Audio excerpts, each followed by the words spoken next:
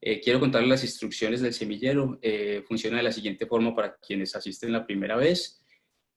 Tenemos hoy dos invitadas. Las invitadas nos van a presentar su tema durante 45 minutos máximo, y luego tendremos un lugar a preguntas. Las interacciones con las preguntas les agradecemos muchísimo que las pongan en el chat y al final de la presentación estaremos respondiéndolas. Aquellas preguntas que no logremos responder en el momento del semillero, tengan la seguridad de que si nos dejan el correo se las vamos a estar resolviendo, pero lo más seguro es que, como ha funcionado en los últimos 4 semilleros, siempre tenemos tiempo para hacerlo. Recomendación muy especial: por favor, silencien todos sus micrófonos. Solo deben de estar habilitados los micrófonos de las personas que están presentando y también el video.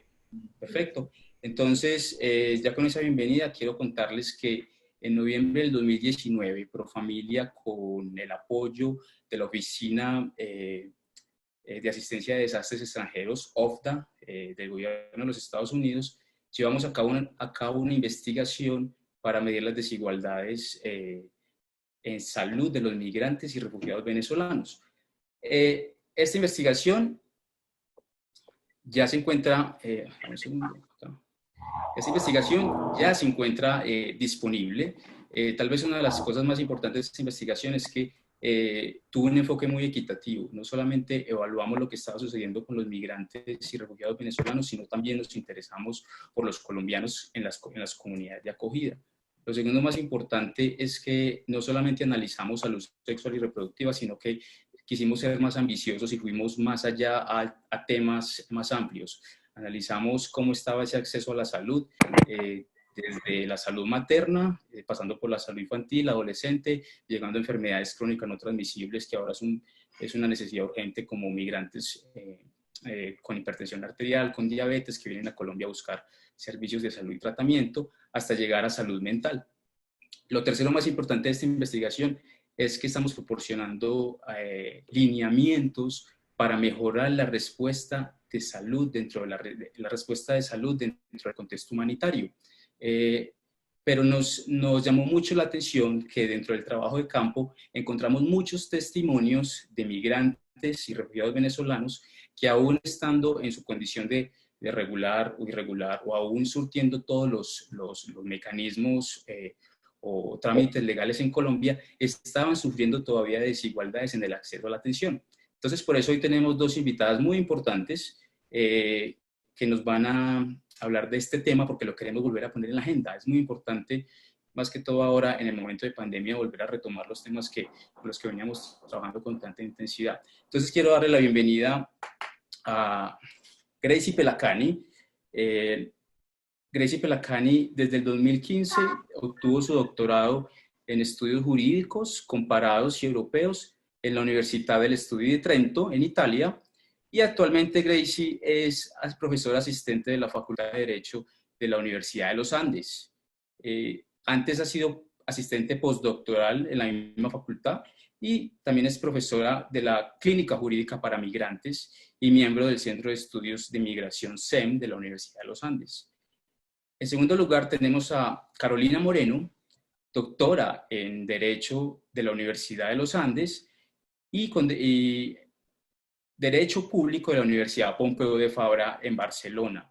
También tiene una especialización en instituciones administrativas de la Universidad de los Andes y actualmente es profesora asociada de la Facultad de Derecho de la Universidad de los Andes y dirige la Clínica Jurídica para Migrantes y el Centro de Estudios en Migración. Entonces, estamos muy complacidos, Gracie y Carolina, de tenerlas en Profamilia, y bienvenidas.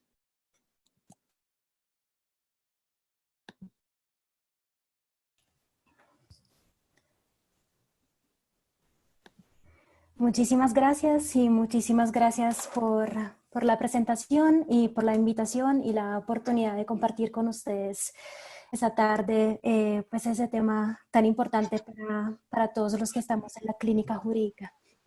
Yo quisiera empezar y dividir mi presentación en 5 puntos. Quisiera poner sobre la mesa algunas premisas necesarias que creo que son importantes para contextualizar el tema de hoy. y ya abordar con ustedes muy brevemente qué es lo que prevé la normativa colombiana en términos de atención en salud y de derecho a la salud de la población migrante. Enseguida abordar con ustedes los obstáculos que la jurisprudencia constitucional ha puesto de relieve, los obstáculos a los que se enfrenta la población migrante en el momento en que quiera acceder a servicios de salud, abordar algunas cuestiones sobre la forma en que la pandemia y las medidas adoptadas para abordar la pandemia del COVID-19 ha impactado en la población migrante y finalmente algunas conclusiones. Las premisas que quisiera poner sobre la mesa antes de que empezáramos son 4 en particular, pero la premisa es que obviamente en todo lo que diré estaré casi siempre haciendo referencia a la población migrante desde Venezuela, porque esa es la población que mayoritariamente se encuentra en nuestro territorio. Sin embargo, creo que es importante pues, decir desde el inicio que ese no es el único flujo migratorio que Colombia experimenta, y eso es importante porque otros flujos migratorios pues, se ven invisibilizados y no se ven beneficiados por muchas de las normas que han sido adoptadas por el Estado colombiano, normas ad hoc que benefician únicamente a los nacionales venezolanos. Eso es un punto que creo que es importante hacer y que es importante hacer al principio.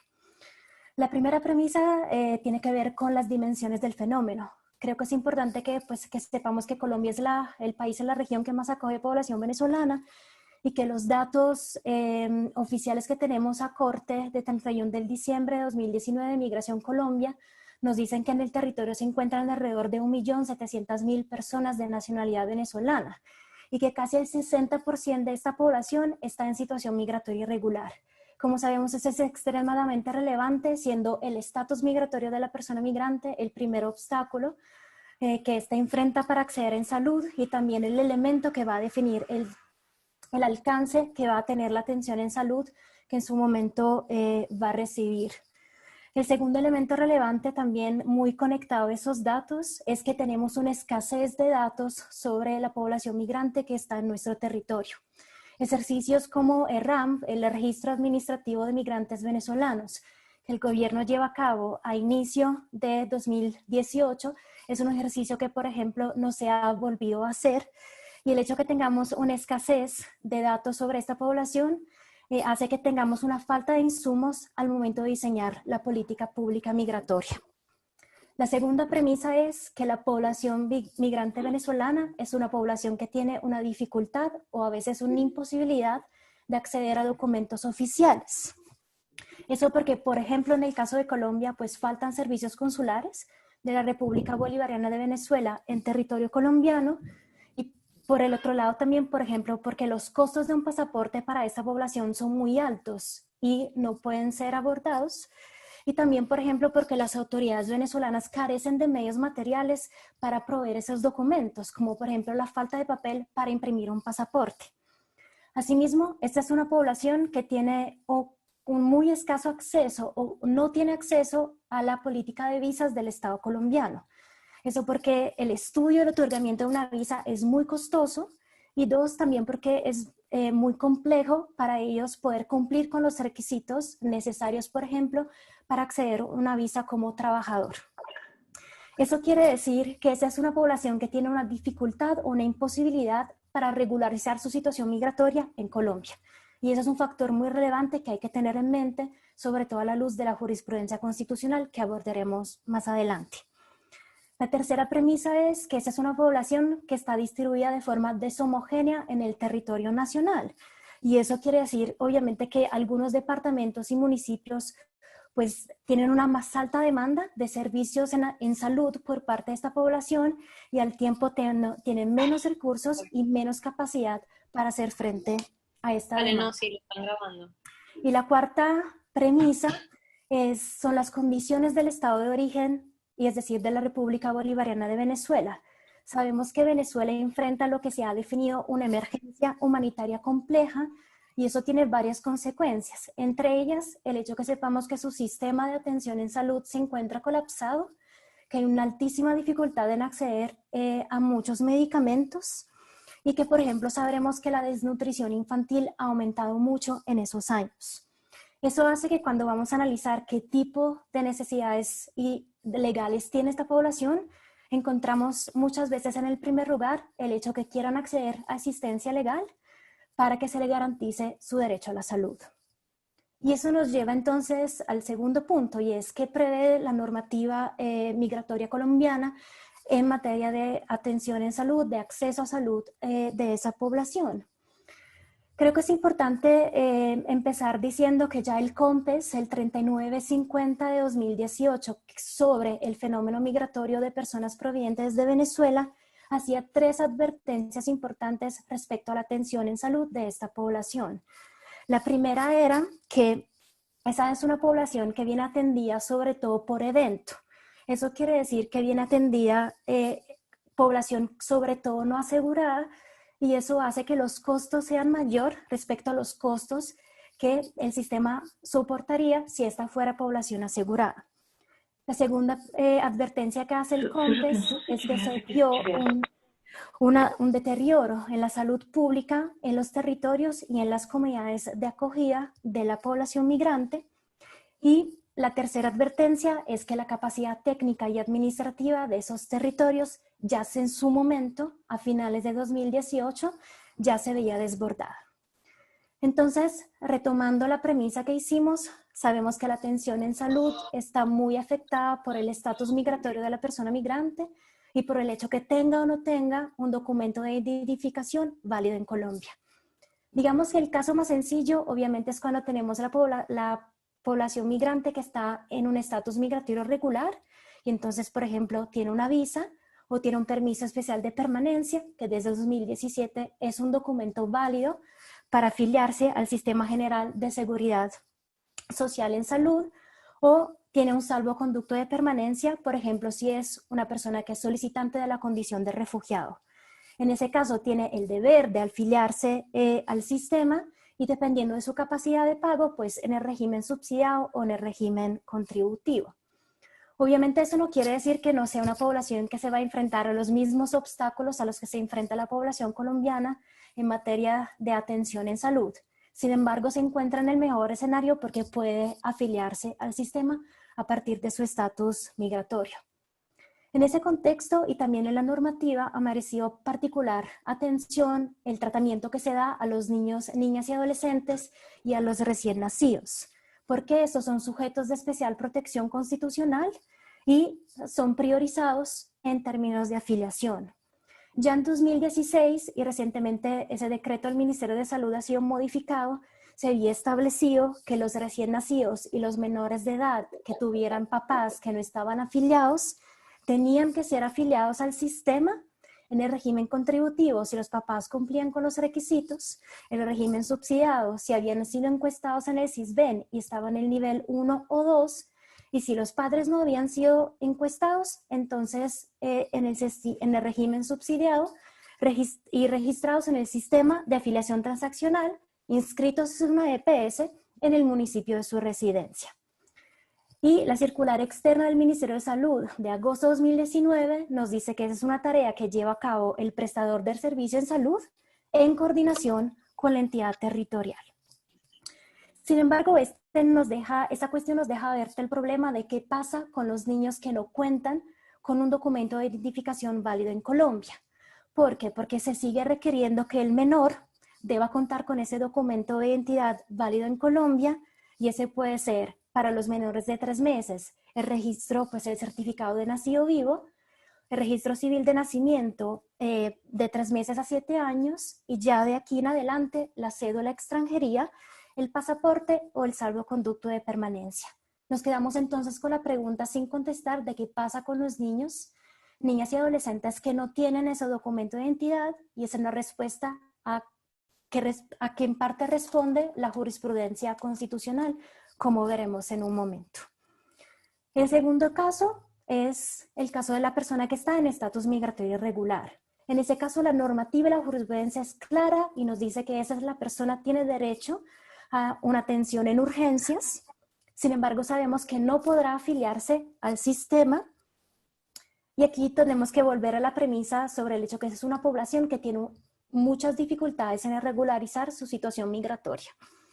Aquí la cuestión o la pregunta que queda abierta es cuál es el alcance que tiene la urgencia y el hecho que esta no haya tenido una definición clara ni en la normativa ni en la jurisprudencia. Y eso hace que se quede amplio el margen de maniobra, el ámbito de discrecionalidad del que disponen las autoridades y los centros a los que acuden esas personas para recibir atención en salud. Y eso nos lleva a la tercera parte, y es qué ha dicho la jurisprudencia constitucional sobre eso, porque los casos en que ha decidido eran sobre todo casos en la totalidad de personas que se encontraban en situación migratoria irregular y necesitaban atención en salud. Es importante subrayar que ese es uno de los ámbitos, uno de los derechos sobre los cuales más se ha pronunciado la Corte Constitucional. Y eso de alguna forma nos demuestra que tanto respecto a la población migrante como a la población colombiana, el derecho a la salud es un derecho altamente judicializado. En los casos abordados por la jurisprudencia constitucional, notamos a menudo una tensión constante, una tensión entre la obligación que se tiene en el hecho que hay que dar atención en salud en urgencias a la población migrante independientemente de su estatus migratorio y el deber encabeza a la población migrante de regularizar su situación migratoria y entonces de afiliarse al sistema de atención en salud.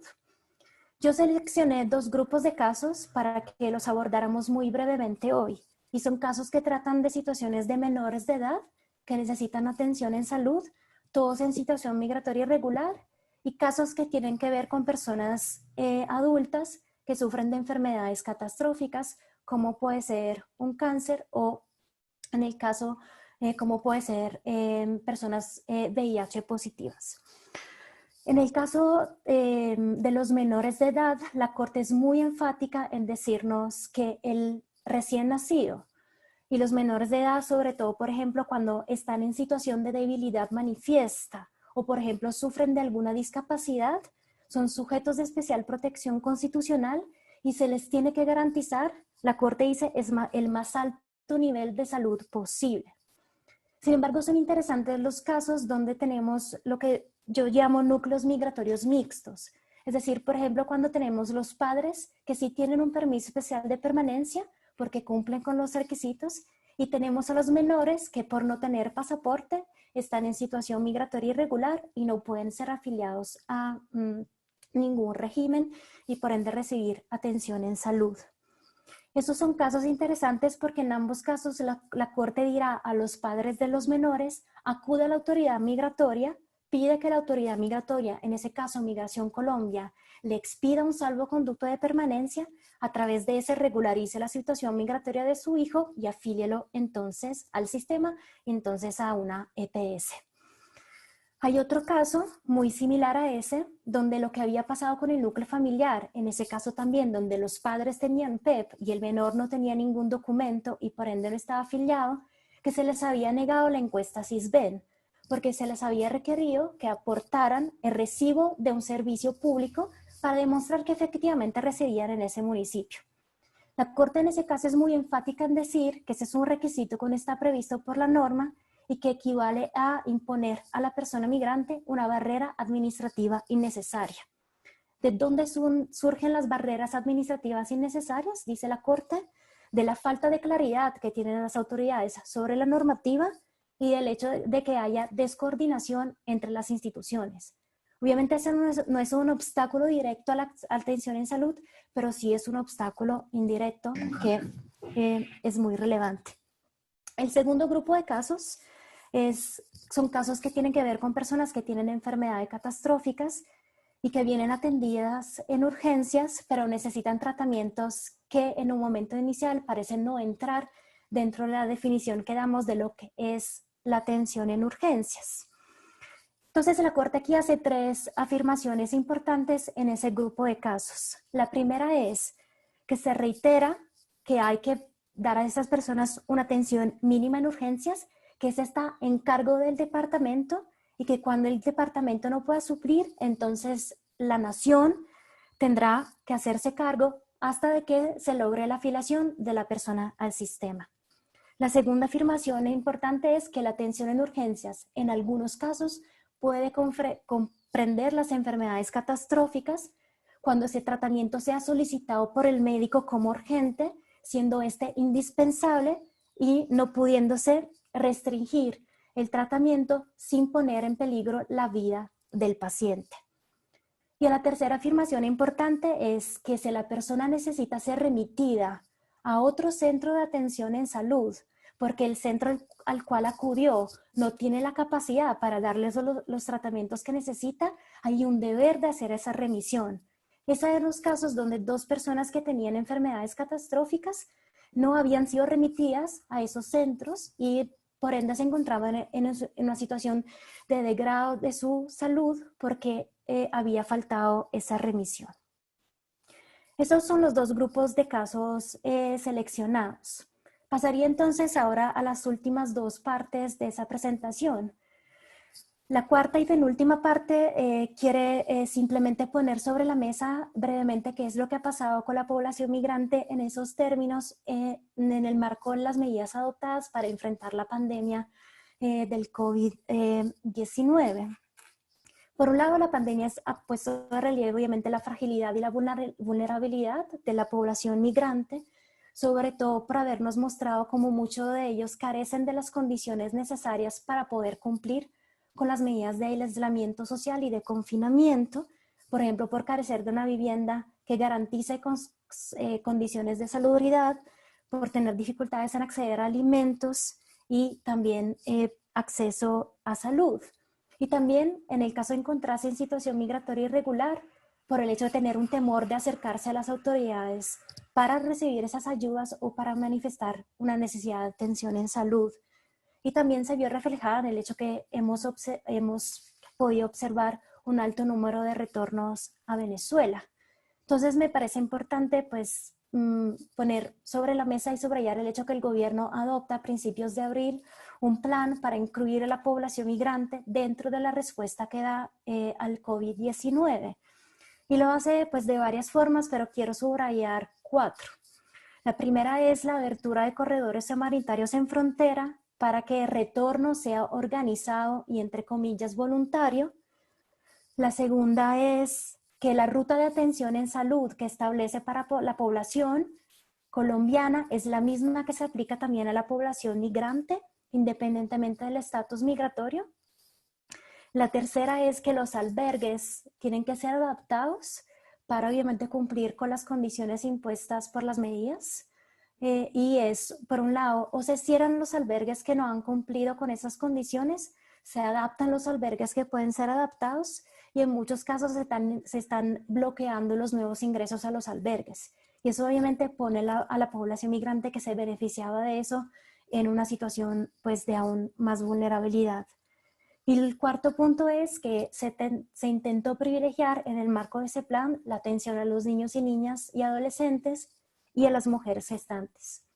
Sin embargo, desde la clínica hemos observado que obviamente las medidas han impactado en diferentes formas la manera en que la población migrante podía acceder en salud, y solo para nombrar 2, el hecho que se hayan suspendido algunos procedimientos administrativos y algunos términos procesales también ha hecho que la población migrante tenga un acceso con más obstáculos a la atención en salud, y que, por ejemplo, no se hubieran llevado a cabo encuestas SISBEN, hacía que obviamente que las personas vieran pues postergado su posibilidad de ser afiliadas y entonces de acceder a atención en salud.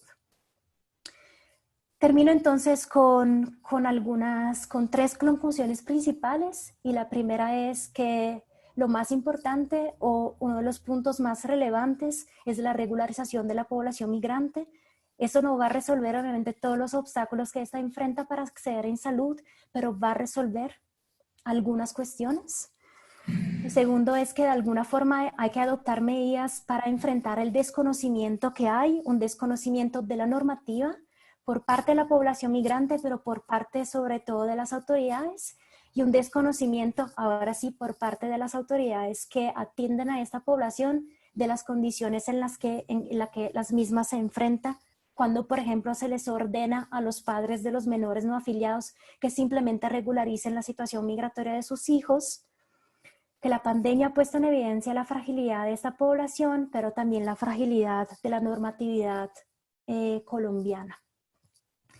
Yo creo que lo dejo aquí, les agradezco mucho la atención y quedo atenta a sus preguntas.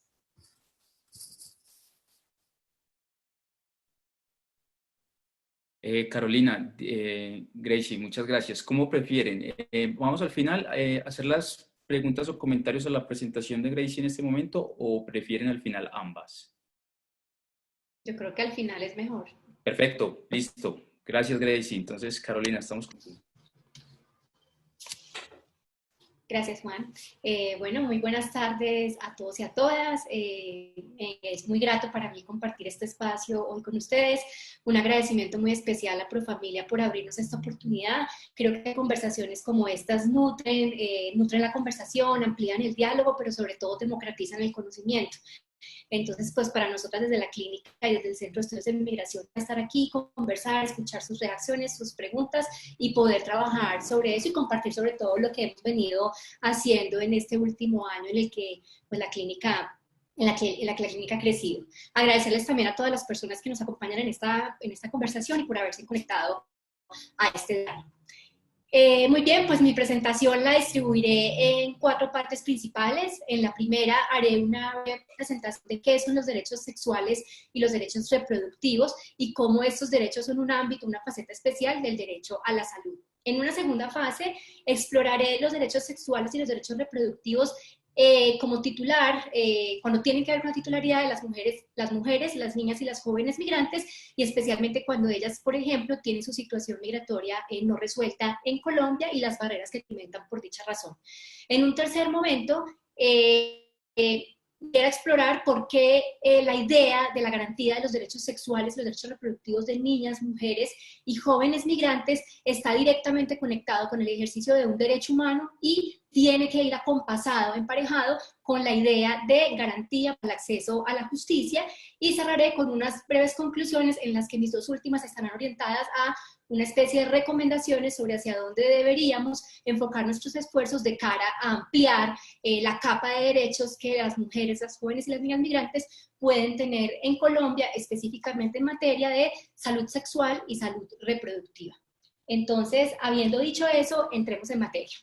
La primera cuestión que quiero plantear entonces es cuáles son los derechos sexuales y cuáles son los derechos reproductivos y por qué en este caso estaríamos hablando del derecho a la salud.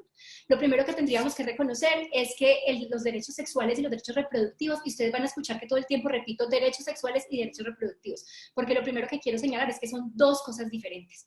La gente los suele enlazar en uno solo, entonces asumimos que reproducción y sexualidad van de la mano, y quiero que un énfasis claro de mi intervención hoy es que los diferenciemos como aspectos que están conectados, que contribuyen a la realización de la dignidad humana de esa mujer o de esa persona, pero que son 2 ámbitos diferentes. Una cosa es de qué manera yo vivo mi sexualidad y tomo decisiones libres, conscientes y libres de cualquier intervención en ese sentido, y cuando estoy hablando de la libertad que tengo de escoger cuándo quiero participar en la reproducción de la especie, por decirlo así, cuándo yo quiero tener hijos, cuántos hijos quiero tener, con qué tiempo, o si no quiero tener, el tipo de familia que quiero tener. Son 2 cosas distintas, y eso de entrada remarca una idea clave que yo quiero poner sobre la mesa el día de hoy, y es que las mujeres, las niñas y las jóvenes tenemos proyectos de vida autónomos, libres y que debemos construir nosotras mismas bajo ningún tipo de presión por ningún externo, ni otra persona, ni la sociedad, ni la familia, y mucho menos el Estado.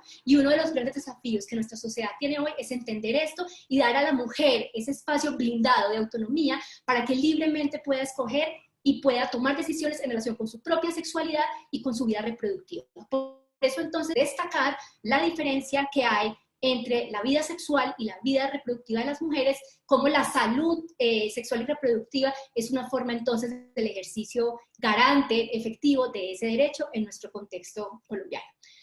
Gracie ha hecho un análisis maravilloso sobre el derecho a la salud y de la población migrante. Yo quisiera retomar, digamos, construir sobre lo que ella ya ha dicho y decir 3 cosas de la salud. La salud, por supuesto, y Gracie lo ha dicho, digamos, de manera magistral, es un derecho fundamental, es un derecho humano y en tanto derecho requiere la garantía efectiva por parte del Estado. Primera faceta de la salud. Pero la salud no es solamente un derecho. La salud tiene que ser también un conjunto de instituciones organizadas para que las personas puedan acceder efectivamente a ese derecho. Sin instituciones que presten el servicio de manera efectiva a la población, pues no podríamos hablar del ejercicio real y garante de un derecho. Faceta número 2, entonces, el ejercicio, el acceso efectivo a ese derecho. Y 3, para que ese esquema, para que el derecho funcione, tiene que tener no solo instituciones, sino detrás un organigrama, un aparato institucional, un conjunto de autoridades que diseñan el sistema, que fijan lineamientos y políticas y que son desde el orden nacional fijadas para que las autoridades territoriales, municipios y departamentos las apliquen a todo nivel y todas las personas, independientemente de su ubicación o de donde se encuentren, puedan acceder de manera libre, autónoma y libre de cualquier discriminación o opresión al ejercicio del derecho a la salud. Entonces encontramos que el de la salud, como aspecto clave en la vida de las personas, tiene 3 facetas que están claramente interconectadas. Cuando alguna de esas facetas falla, pues decimos que la garantía real y efectiva de ese derecho no está ocurriendo, que es justamente lo que pasa, como dijo muy bien Grecy, a población colombiana y que llega un poco en esa cadena, se suma en esa cadena, digamos, de desafíos en la prestación, se suma también la población migrante proveniente de Venezuela, pues porque es la población, digamos, de mayor cantidad que está llegando a Colombia. Habiendo ubicado o situado los derechos sexuales y los derechos reproductivos dentro del ámbito del derecho a la salud, pensemos entonces, o aclaremos de una vez, ¿qué es esto? Los derechos sexuales por una parte y los derechos reproductivos por otra. Como les decía, estos derechos es un catálogo amplio, es un catálogo, es un abanico de derechos que todas las mujeres, jóvenes y niñas migrantes deben tener por el solo hecho de ser personas. Esto no se debe negociar ni se debe limitar por el hecho, primero, de nacionalidad y segundo, de estatus migratorio. Son criterios sospechosos que discriminan a estas mujeres y las ponen en una situación de mayor vulnerabilidad. Eso, pues, que esté muy claro desde ese momento. La garantía de estos derechos, tanto los sexuales como los reproductivos, es una forma de materializar, de hacer posible para estas mujeres un proyecto de vida pleno, autónomo y ligado a la dignidad humana, sea en su lugar de origen o sea en su país de destino. Aquí por eso no podemos diferenciar, porque es que son niñas venezolanas o son mujeres venezolanas. Son mujeres y ante todo, por su condición de mujer, son personas y son titulares de derecho. Y en ese sentido no podemos negarles el reconocimiento de los derechos y es nuestra obligación como Estado, como sociedad, hacer lo posible porque la garantía a ellas también les llegue de manera clara como a cualquier persona. Y esto supone, cuando entendemos estas 2 facetas de los derechos sexuales y los derechos reproductivos, entonces quiero poner sobre la mesa una afirmación clave que me parece muy importante y que va a ser transversal en mi presentación el día de hoy. Esto quiere decir que los derechos sexuales y los derechos reproductivos ponen sobre la mesa 2 ideas. Primera, que las mujeres no somos un instrumento de satisfacción de los deseos y de las necesidades de otros. Piénsense hombres, otras mujeres, organizaciones criminales, ese no es nuestro rol en la vida.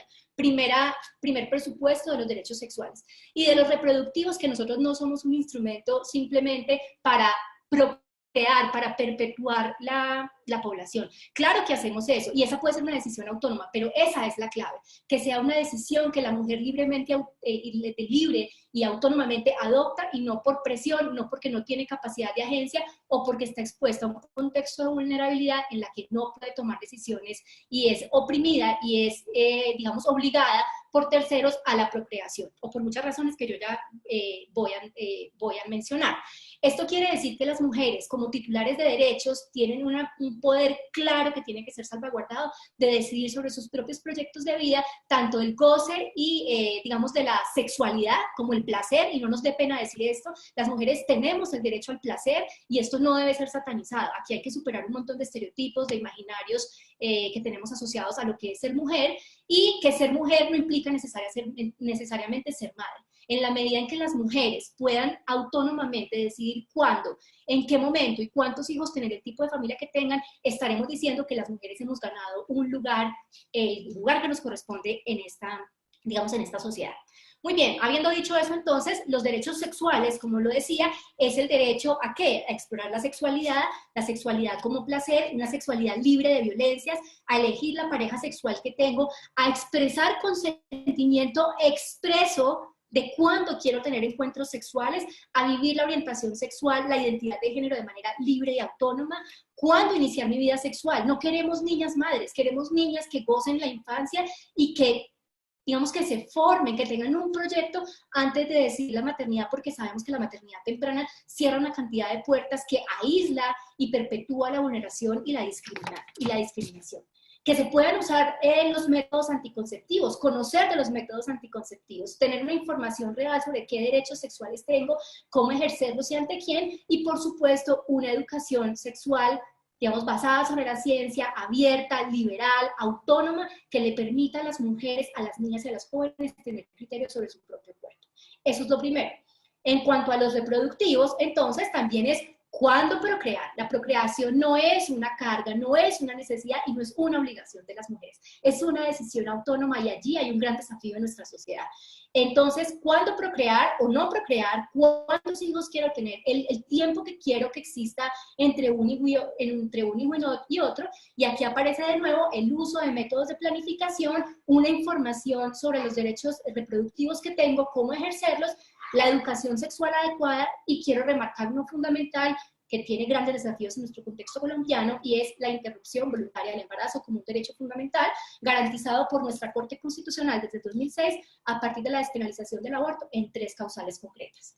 Muy bien, con esto quiero decir entonces que los derechos sexuales y los derechos reproductivos van más allá de la idea de simplemente estar bien físicamente. Y un poco en la definición que Gracie planteaba anteriormente, supone el mayor nivel de plenitud física, mental y emocional.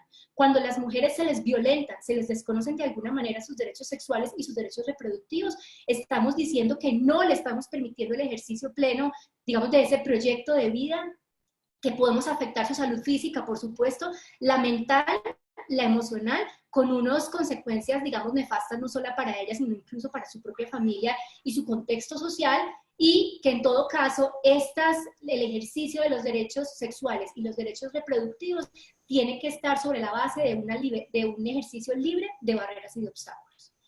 Lo digo entonces desde ya a manera de una primera conclusión preliminar. Negar el acceso a los servicios de salud sexual y de salud reproductiva a las mujeres, las jóvenes y las niñas es una forma clara de discriminación, y especialmente cuando estamos hablando de las migrantes en función de su nacionalidad y de su estatus migratorio. Ello profundiza notablemente su situación de vulnerabilidad, desconoce su condición de persona por la que tiene que ser titular de derechos y hace que su situación sea más gravosa cuando estas mujeres especialmente se encuentran en situación migratoria irregular en Colombia por las razones que Gracie ya mencionó. Paso entonces a mi segundo punto. ¿Cuál es el escenario o el contexto actual de los derechos sexuales y reproductivos de las mujeres migrantes y cuáles son esos obstáculos que ellas experimentan? Esto que mencioné hace un momento como el alcance de los derechos sexuales y reproductivos sobre la base de la libertad, pues es bastante ilusorio, por no decir inexistente, cuando estamos hablando de las mujeres, las niñas y las jóvenes migrantes en situación de vulnerabilidad, especialmente las que se encuentran en estatus migratorio irregular. Y voy a empezar por lo obvio que Gracie de alguna manera ya también lo mencionó. Ellas primero experimentan un gran temor de interactuar con las autoridades del país de llegada. ¿Por qué? Porque temen a ser multadas, temen ser deportadas, temen ser expulsadas del territorio con prohibición de ingreso al territorio, temen que las separen de sus hijos o temen que sus denuncias sean desestimadas. Entonces esto hace que de entrada exista una distancia muy grande entre las mujeres, las niñas y las jóvenes migrantes y las autoridades. Allí hay un obstáculo enorme. Lo segundo, es indiscutible que las personas migrantes enfrentan todo tipo de peligros, riesgos y desafíos en su trayecto migratorio, tanto desde que deciden migrar hasta que están todavía en la calidad de migrantes en el país de acogida. Y esto es especialmente notable cuando tienen que pasar a territorio colombiano, por ejemplo, por los pasos irregulares, los conocidos como trochas. Allí las personas migrantes se exponen a toda forma de vulneración, de amenazas y de riesgos para su vida, para su salud y para su integridad. Y eso es especialmente patente cuando estamos hablando de las mujeres, las niñas y las jóvenes migrantes, porque sabemos que los cuerpos de las mujeres han sido históricamente utilizados como botines de guerra, también como formas de agresión, y son destinatarias de distintas formas de violencia basadas en género, siendo la sexual la peor de sus formas. Tercero, las mujeres, la población migrante en general, pero para referirme a las mujeres, las niñas y las jóvenes, muchas de ellas se ven obligadas a salir de su país de origen, y esto lo conocemos en la clínica de manera cotidiana, en nuestra mayoría de casos es sobre salud. se ven obligados a salir de Venezuela, por lo que Gracie ya explicó, una situación, digamos, de crisis humanitaria reconocida ya internacionalmente por distintos actores, en la que las personas se ven forzadas a salir, no es simplemente que desean salir, es que no tienen otra opción. Y muchas de las razones por las que salen es porque no hay acceso a medicamentos, no hay acceso a tratamientos y, digamos, el sistema de salud está completamente colapsado. Y llegan a Colombia, a un espacio donde el sector salud ya traía unos grandes desafíos y retos que enfrentar, y entonces allí, digamos, hay unos vacíos enormes y unas dificultades que hacen que las mujeres, las jóvenes y las niñas experimenten barreras adicionales para el goce efectivo de sus derechos sexuales y de sus derechos reproductivos. Allí, por ejemplo, se les ve vulnerado su derecho a las urgencias, aunque tiene que estar garantizada, muchas veces no pasa, les cobran parte o simplemente no las reciben porque les dicen, tú eres venezolana, no tienes papeles o eres ilegal. Sabemos que no existe nada ilegal, pero reciben ese tipo de comentarios. O, por ejemplo, se les niega los controles prenatal y postnatal, poniendo en riesgo, digamos, esos embarazos. Entonces, allí es otro obstáculo que ellas los experimentan. Ya lo había dicho Profamilia en su momento, en su informe del año pasado, sobre las necesidades insatisfechas en materia de salud sexual y salud reproductiva de las mujeres migrantes provenientes de Venezuela. Y lo señalaba en el sentido de que estas mujeres, estas niñas y estas jóvenes se asientan en lugares, las que están en situación de mayor vulnerabilidad, por supuesto, en contextos precarios en los que ponen en riesgo su vida y su integridad, contextos en los que están expuestos a sufrir cualquier tipo de, digamos, de violencias basadas en género, por supuesto, incluida la sexual, que es la peor de sus formas, pero no la única, que afecta su salud física, mental y emocional. ¿Y qué pasa con estos, digamos, con estos escenarios que promueven o que facilitan, que las exponen a sufrir estas violencias? Pues que aparecen los embarazos no deseados, las infecciones de transmisión sexual, son, digamos, un flanco fácil para el reclutamiento con fines de explotación, la trata aparece aquí sobre la mesa, el aumento de la violencia sexual y la práctica de los abortos pues no seguros, que por supuesto las exponen a unos riesgos enormes. En estos contextos, además, el acceso a la información adecuada, pues es casi, digamos, es inexistente. Ellas no saben que tienen unos derechos y cómo los pueden ejercer. Es más, muchas podrían practicarse la interrupción voluntaria del embarazo, pero no reciben la información y la orientación adecuada, y cuando van a pedir el servicio se les niega porque se dice que se requiere una atención de mayor complejidad que los hospitales de los municipios pues no tienen. Entonces allí de nuevo aparece esta barrera. Una quinta barrera que me parece importante señalar es que la idea de ser migrante, y en nuestro contexto colombiano, la idea de ser migrante venezolana está asociada a un montón de estereotipos, creencias e imaginarios de cómo percibimos a las mujeres migrantes. Esto de decir que las venezolanas son calientes, que son ardientes, que nos vienen a quitar los maridos, que todas son prostitutas, que son muy fáciles, pues hace que estos imaginarios se arraiguen en nuestra cultura, en nuestro contexto, se vuelvan muy cotidianos y que afecten, que promuevan la vulneración de los derechos sexuales y los derechos reproductivos que estas mujeres tienen pues por el hecho de ser personas. Allí en el tema social, en el tema, digamos, cultural, hay que hacer un gran trabajo, y esto no es solamente del Estado, esto es un trabajo que nos corresponde a todos. Una sexta barrera, me quiero referir a un tema en particular, es la interrupción voluntaria del embarazo. Como lo digo, desde el 2006 ha sido despenalizada en 3 causales por la Corte Constitucional. Esto, digamos, la mesa lo ha puesto de presente en un informe muy completo sobre la situación del acceso a la interrupción voluntaria del embarazo por parte de las mujeres migrantes provenientes de Venezuela, pero además conocemos datos muy importantes de las barreras que experimentan las mujeres colombianas, como lo podría hacer yo, para acceder a la interrupción voluntaria del embarazo. Una conversación que vuelve siempre en nuestro contexto y que estuvo además vigente en Colombia a comienzos de este año, cuando la Corte tuvo oportunidad nuevamente de decidir de fondo, que no lo hizo, una solicitud de inexequibilidad de la penalización del aborto. Decir que cuando las mujeres son víctimas de violencia sexual, no importa su nacionalidad, no importa su estatus migratorio, porque la ruta no hace ningún tipo de distinción, esa mujer tiene una garantía ineludible del acceso a la interrupción voluntaria del embarazo. Sin embargo, como lo decía hace un momento, experimentan todo tipo de, digamos, de contratiempos, de barreras, de obstáculos que les impiden el ejercicio de esta interrupción y que hace que el embarazo, por ejemplo, vaya ganando tiempo con todas las consecuencias en lo emocional, en lo físico y en lo mental que ello puede significar pues para esa mujer, y esto agravado por lo que ya Gracie en su momento mencionaba, de lo que supone el temor y la dificultad de interactuar con las autoridades y, como yo lo mencioné, la distancia, la brecha enorme que existe entre autoridades y personas. Voy a hacer una breve referencia a un séptimo obstáculo que me parece clave y para pasar al tercer punto y las conclusiones de mi intervención. Lo primero, o este último punto, es que el aseguramiento en salud es bastante precario, y eso de la población migrante, quiero decir, y por supuesto de las mujeres, las niñas y las jóvenes. Y como lo explicaba muy bien Gracie, no estar en el aseguramiento, pues de entrada va a significar la negación muy facilita del servicio, por simplemente decir, es que tú no tienes documentos, tú no tienes papeles o tú eres ilegal en Colombia. Me parece importante un dato que el documento que expidió la presidencia a propósito del COVID, del que mencionó Gracie también, señalaba en el tema de salud que hoy hay 199.316 migrantes venezolanos en el sistema de salud, 59% en el contributivo y 41% en el subsidiado. Uno dice, bueno, ok, pero cuando contrastamos 199.316 con los números de población migrante presente en Venezuela, que Gracie ya los dijo y pues no los voy a repetir, que son más o menos 1.800.000 y mal contados además, pues vemos que eso es realmente pues muy marginal.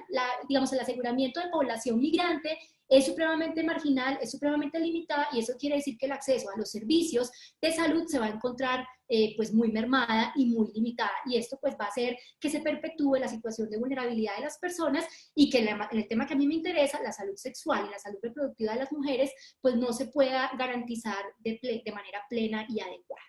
Paso entonces al tercer punto de mi presentación para pasar rápidamente a las conclusiones porque ya se me está llegando la hora. ¿Por qué decimos que los derechos sexuales y los derechos reproductivos son un tema de derechos humanos y de acceso a la justicia? Gracie lo presentó muy bien. Es un derecho fundamental que tiene que ser garantizado por las autoridades y por el un ordenamiento jurídico. Es un derecho humano porque me corresponde, soy titular de él por el solo hecho de ser persona más allá de mi nacionalidad o de mi estatus migratorio. Pero por supuesto, esos derechos por sí solos no van por el mundo. De hecho, los derechos están asociados todo el tiempo a distintas formas de desconocimiento, de vulneración y de violación. Y por eso aparece el acceso a la justicia como el instrumento adecuado, el canal para salvaguardar esas distintas formas de violación. Pero por supuesto, las mujeres, las niñas y las jóvenes migrantes experimentan cualquier cantidad de barreras para acceder a la justicia. Aquí hago un primer llamado a que nuestra justicia sea no un escenario de perpetuación y de profundización de las formas de violencia contra la mujer o basadas en género, sino que sea un espacio donde los funcionarios y los servidores públicos están capacitados desde el enfoque de género, desde el enfoque de los derechos y desde el enfoque diferencial, y que por supuesto sean sensibles, capacitados, formados, receptivos a lo que significa migrar. Porque a veces nos parece que eso no es. Vemos todo el tiempo las sentencias de instancia en la que nos dicen, por favor que se regularice, como si regularizarse, lo digo yo de manera coloquial, fuera ir al supermercado. La regularización no se consigue de esa manera, más con los obstáculos que Gracie puso de presente de manera muy clara en su presentación. Hago un llamado entonces a que la Administración de Justicia sea un escenario para garantizar los derechos y no un espacio de revictimización y de perpetuación de las formas de violencias basadas en género. Entonces paso a mis conclusiones y parece que sí lo voy a lograr. Voy a tomarme unos 2 minutos para ello. Primera conclusión clave. Dijimos entonces que los derechos sexuales y los derechos reproductivos son una manifestación, son un componente ineludible del derecho a la salud, siendo el derecho a la salud un derecho humano, un derecho fundamental que no debe ser desconocido en razón de la nacionalidad y mucho menos del estatus migratorio. Hacerlo, o sea, desconocerlo, supone una forma de violencia basada en género.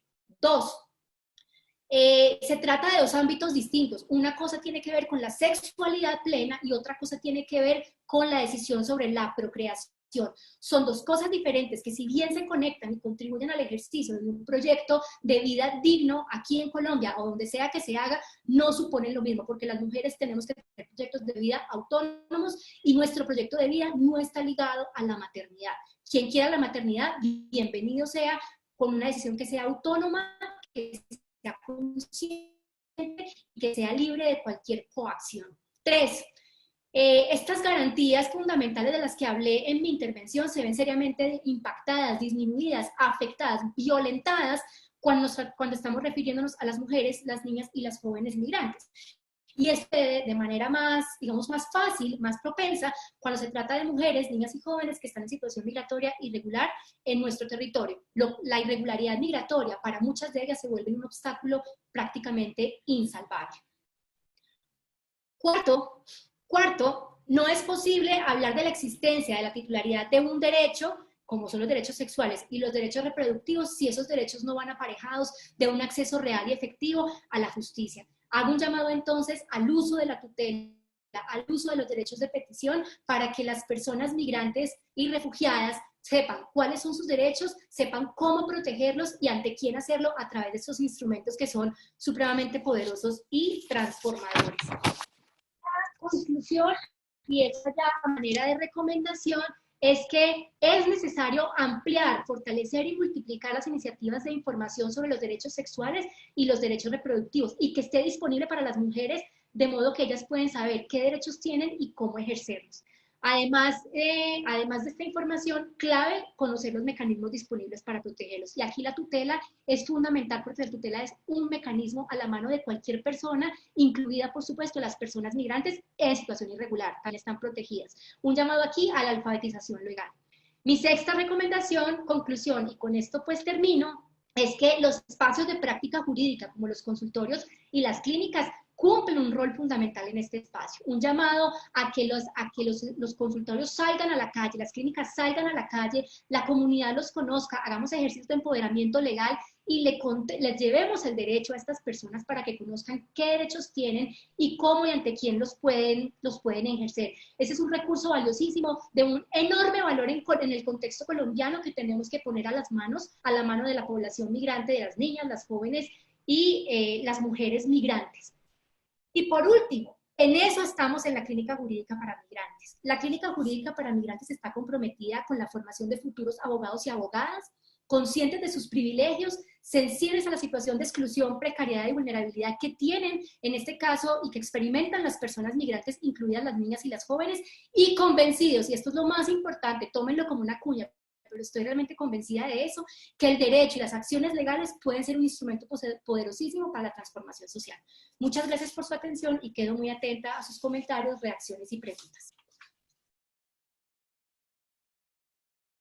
Carolina, Gracie, muchísimas gracias por la presentación. Nos alegra bastante escucharlas porque están muy alineadas con el trabajo que venimos haciendo en Profamilia.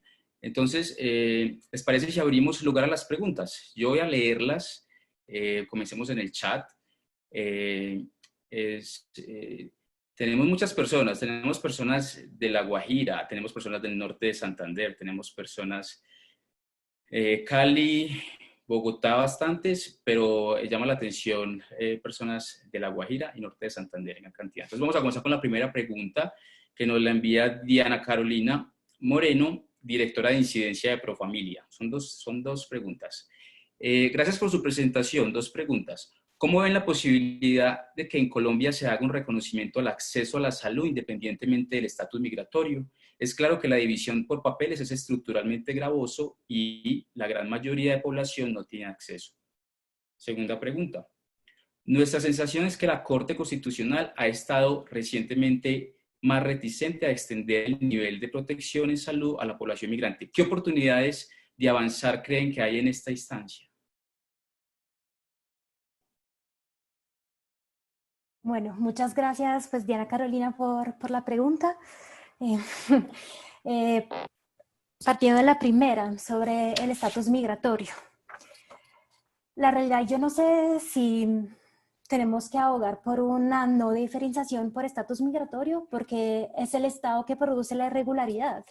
Es decir, yo no sé si es posible pensar una normatividad migratoria que no haga una distinción en ese sentido, entonces que no produzca la irregularidad. Con eso quiero decir que es el Estado que define quién es regular, estableciendo una serie de requisitos, y entonces, por definición, quien no cumple con ellos va a estar en estatus irregular. Y creo que la producción de la irregularidad en la materia migratoria es una producción que no se puede eliminar. Yo creo que entonces una respuesta aquí es que lo que hay que hacer es que hay que regularizar más. Hay que tener herramientas que vayan más allá de, por ejemplo, los límites que tiene un permiso especial de permanencia, que pide, con algunas excepciones, que la persona haya tenido un pasaporte, que ese pasaporte dentro del límite de los posibles o esté válido o esté vencido, pero en un término determinado, que haya entrado por puesto de control migratorio, que haya sellado su pasaporte, que esté en Colombia cuando se adopte la resolución y que además esté mínimamente alfabetizada para acceder a los mecanismos virtuales con el que pide el permiso, enterarse de lo que está pasando. Entonces, es decir, si ese es el mecanismo principal que está usando el Estado para regularizar su población migratoria, entonces la sorpresa, pues no nos sorprende que más de la mitad esté irregular, y ese es el verdadero obstáculo, el primer verdadero obstáculo en acceso a salud. Entonces, yo no sé si se puede dar una atención en salud que no tenga en cuenta el estatus migratorio, pero lo que sí creo que se puede hacer de manera mucho mejor es establecer mecanismos de regularización que de verdad permitan a esa población de regularizarse teniendo en cuenta su contexto. Sobre la Corte Constitucional, la Corte en ese momento, sobre todo, pues no sé si sobre todo en derecho en salud, pero no tiene una línea clara en ese momento sobre la materia migratoria en general. Yo creo que puedo decir pues 3 cosas respecto a la jurisprudencia que tiene en materia de salud. En primer lugar, creo que son sentencias que la Corte sabe que tienen un cierto pues, impacto presupuestal, y entonces eso es un elemento relevante. 2, creo que también la Corte está teniendo en cuenta la coherencia o incoherencia de sus decisiones respecto a la política migratoria del Estado, que es una política que dice que es de responsabilidad de la población migrante regularizarse, pero como decía antes, es también una corte y una política migratoria que parece ser a veces ciega y sorda respecto al contexto en que se encuentra la población migrante proveniente de Venezuela. Entonces, yo comparto esa sensación, pero creo que también, pues por detrás hay también consideraciones que hacen que la jurisprudencia de la Corte, pues en ese momento no tenga una línea clara en esa materia. Gracias, Gracie. Tenemos una siguiente pregunta de José Fernando Salcedo, profesional de proyectos de incidencia política. Debemos tener en presente que el tema de la regularización de las personas migrantes a través de la figura del refugio y el salvoconducto que se emite como medio para el acceso a la afiliación a salud. ¿Qué hacer para la protección de la población migratoria de paso en el marco de la CAN?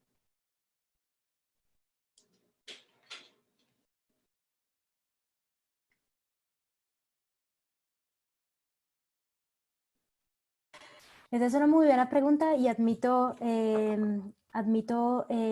no sé responder, pero sí quisiera, es decir, no sé responder a la persona que hacer, a la pregunta de qué podemos hacer con la población de paso.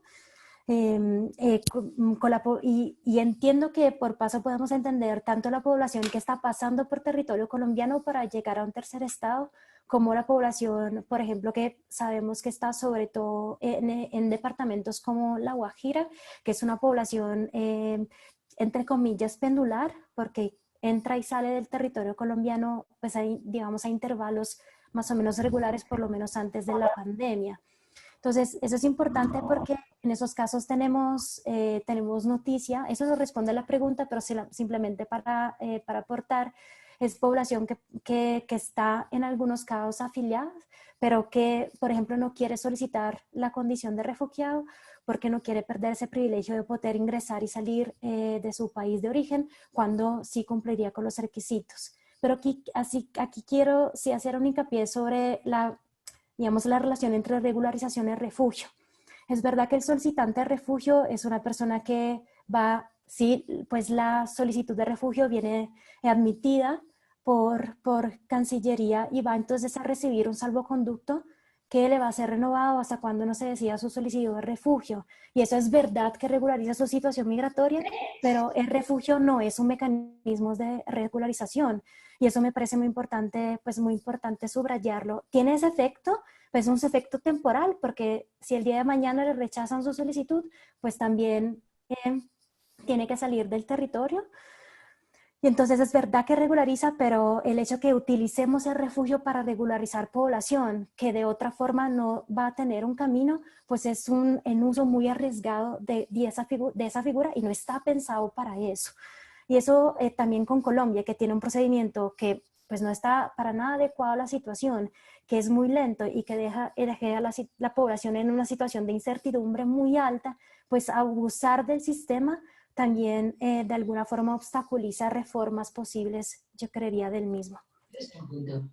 Gracias, Gracie. La siguiente pregunta está en Facebook Live en este momento. Adelante, Carolina. Sí, solamente quería agregar dos comentarios a esa pregunta. Y es la primera, pues más allá de lo que el CAN tenga o no tenga, de la CAN tenga, porque en realidad yo lo desconozco, pero lo cierto es que si la persona está de tránsito en Colombia, en territorio colombiano, pues en principio, teóricamente, tiene garantizada el acceso a los servicios de urgencias. Entonces, por ahí, y si eso estuviera vulnerado, pues está el mecanismo, está la tutela y en fin, eso haríamos en la clínica, ¿no? Para proteger ese derecho. Eso por una parte. Pero dos, aquí, y Gracie trabaja eso más que yo, pensé que ella se iba a referir a algo de estos instrumentos regionales que han sido pues realmente inocuos para atender el contexto. Lo que hemos visto es que las autoridades de estos países se reúnen, se toman la foto, sí, muy a puerta cerrada, la foto sale en la prensa y poco más, porque en realidad la gestión de la migración es un asunto completamente doméstico, del Estado para adentro, en sus puertas y a partir del criterio de soberanía. Eso es lo que hemos visto en el contexto colombiano. Entonces aquí estos escenarios de colaboración regional pues han sido realmente muy, digamos, más allá de la foto para la política, no ha habido nada más ni de mucho más impacto. Eso quería mencionar. Gracias. Carolina, la siguiente pregunta es para usted. Está en el Facebook Live en este momento, es un comentario, pregunta, ¿hay alguien, la importancia de hablar de los temas de derechos sexuales y derechos reproductivos, también incluir a los hombres? ¿Por qué enfatizar en derechos sexuales y derechos reproductivos solamente de la mujer? Claro, bueno, esto digamos que es una apuesta política que yo tengo, porque yo soy una mujer abanderada de los derechos de las mujeres, las niñas y las jóvenes. Entonces, por supuesto, siempre, y tal vez no lo dije acá, pero esa es una apuesta política. Y en la clínica, por ejemplo, tenemos una línea enfocada en los derechos de las mujeres migrantes.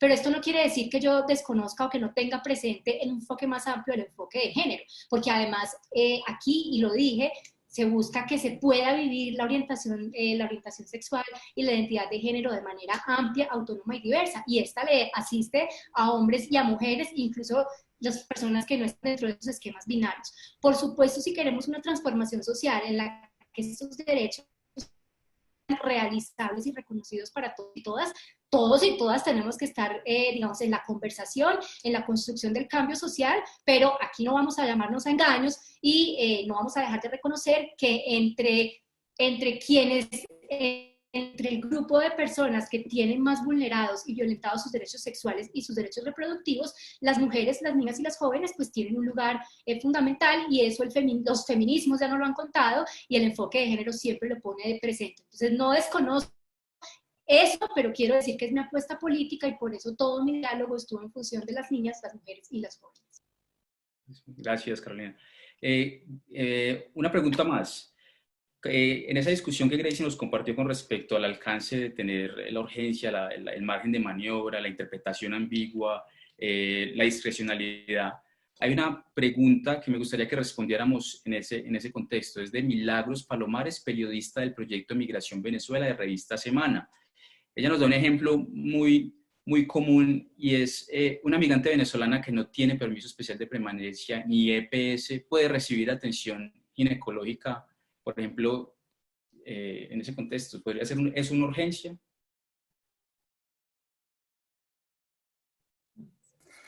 Gracias por la pregunta. ¿Sobre qué tenemos jurisprudencia en ese momento? Tenemos jurisprudencia sobre mujeres gestantes y sobre todo casos en que la Corte nos ha dicho que cuando se trata de mujer gestante migrante, es importante porque son sentencias que reconocen también pues, el contexto de migración de personas que vienen desde Venezuela.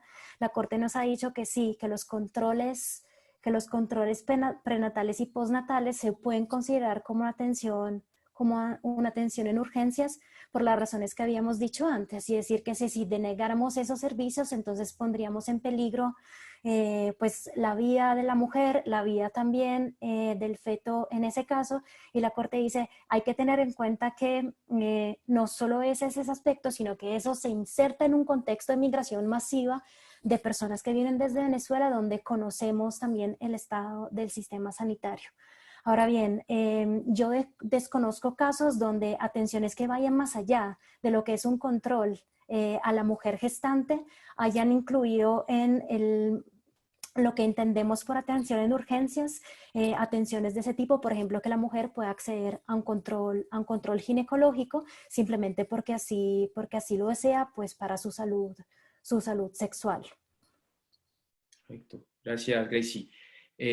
Yo tengo una pregunta que me pareció muy interesante la relación de las barreras que Carolina estaba haciendo, y tomé nota atenta porque es algo que encontramos todo el tiempo cuando estamos implementando investigación en las ciudades con alto flujo migratorio. Esa idea que se está normalizando del estereotipo de las mujeres y niñas migrantes, esos imaginarios cotidianos que se están reforzando.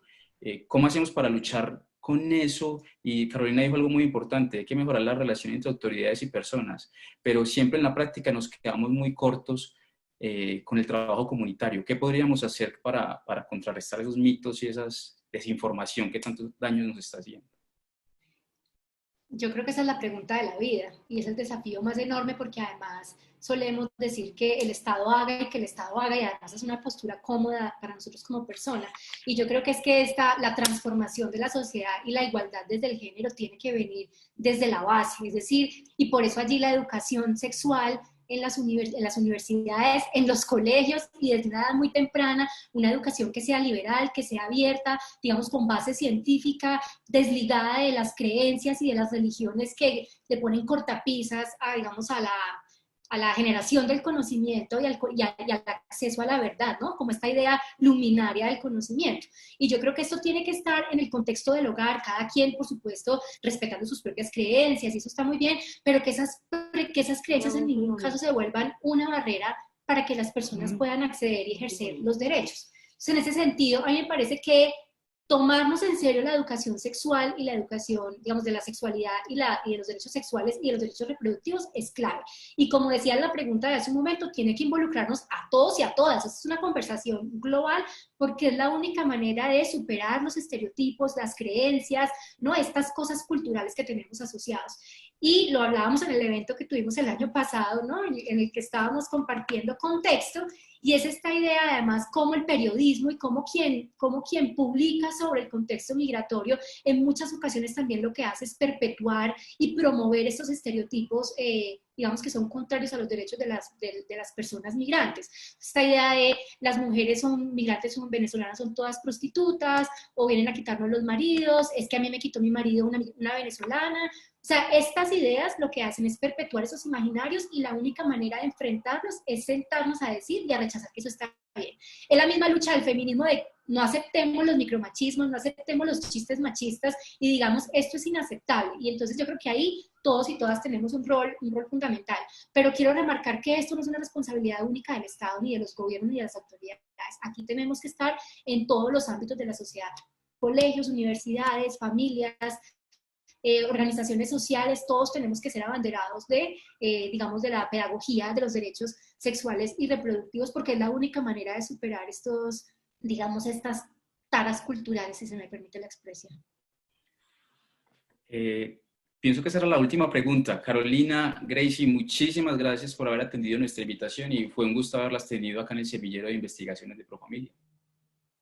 Gracias a ustedes por la invitación y muchas gracias a todas las personas que estuvieron conectadas. Muchas gracias también de mi parte por estar conectados y por compartir con ustedes. Ok. Bueno, muchísimas gracias a todos. Hasta la próxima. Chao. Gracias.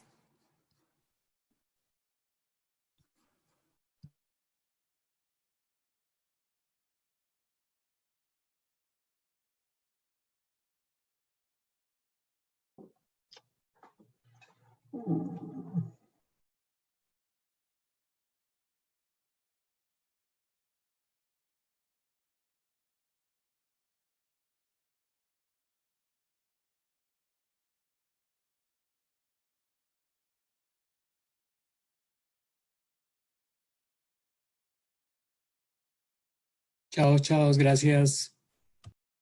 Chao, chao, muchas gracias.